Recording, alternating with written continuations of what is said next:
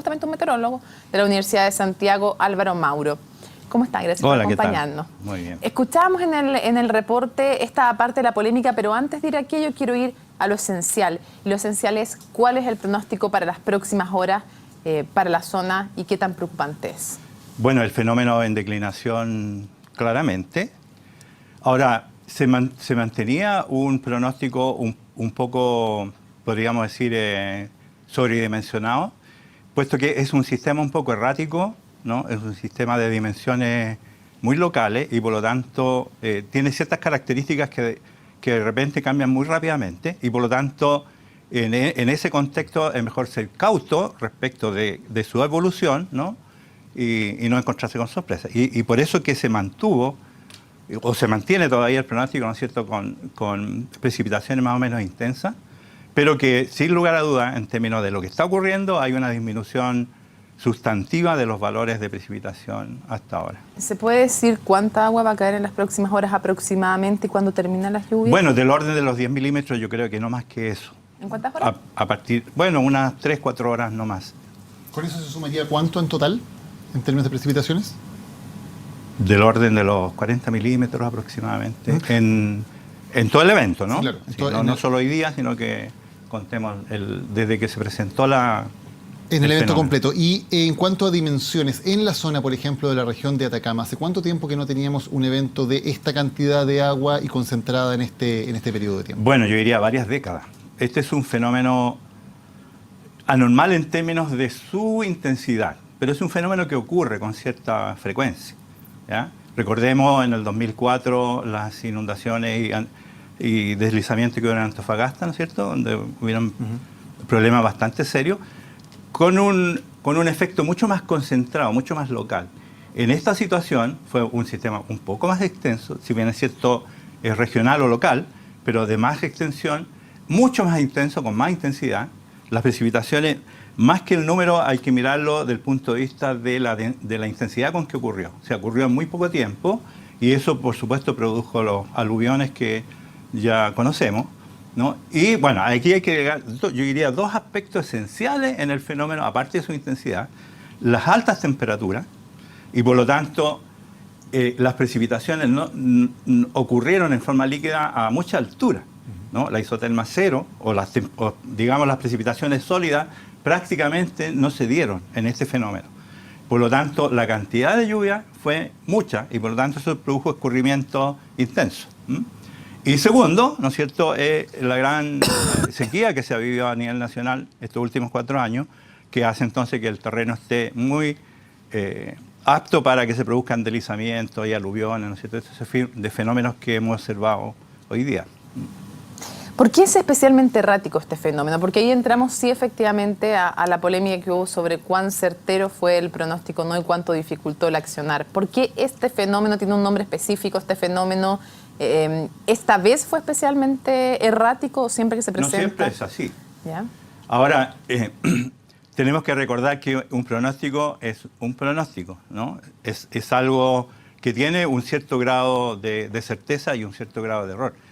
Y por lo tanto, en el pronóstico en general, de cuando se produjo el fenómeno, el pronóstico era bastante certero en ese contexto.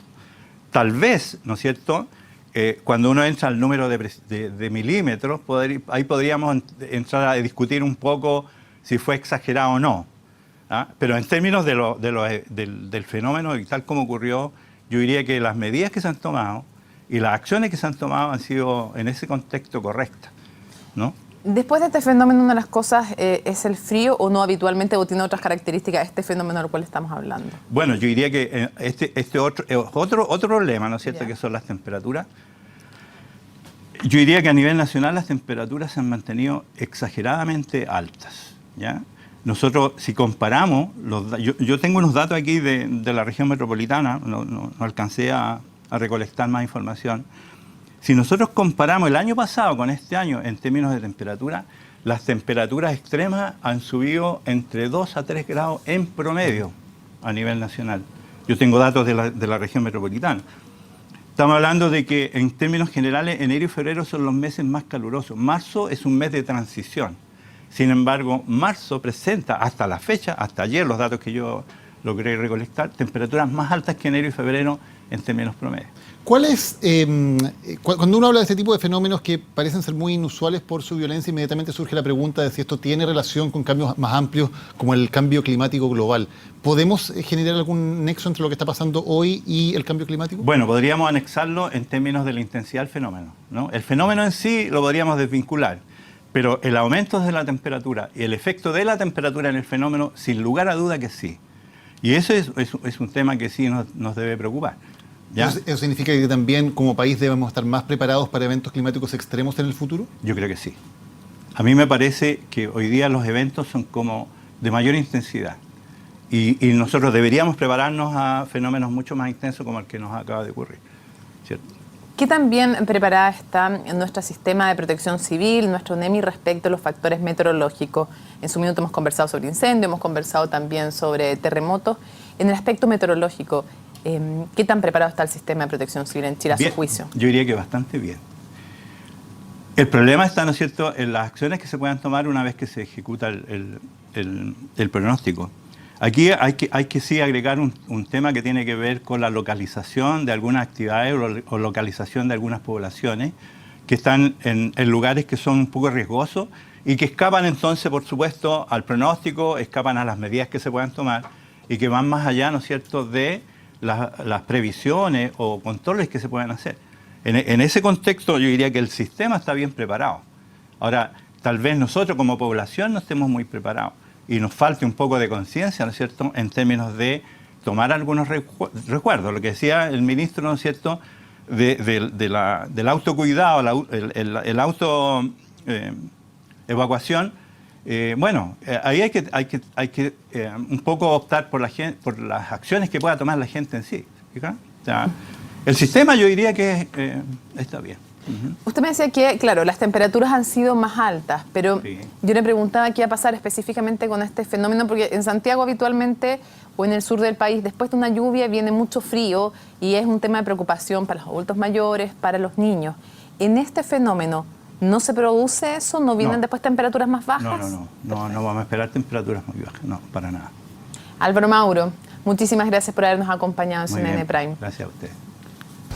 Vamos a la pausa, ya volvemos con más. Les informamos que esta edición de CNN Prime va a ser extraordinariamente más larga. Vamos a estar hasta las 11 de la noche acompañándolos en CNN Prime. Y el programa Cable a Tierra, que habitualmente transmitimos los miércoles a las 10 de la noche, conducido por Mónica Rincón, va a la medianoche. Así es, y a las 11 entonces CNN en alerta continúa para que ustedes sigan informándose lo que ocurre en las varias emergencias que tenemos en estos momentos en desarrollo en el país. Pausa y regresamos.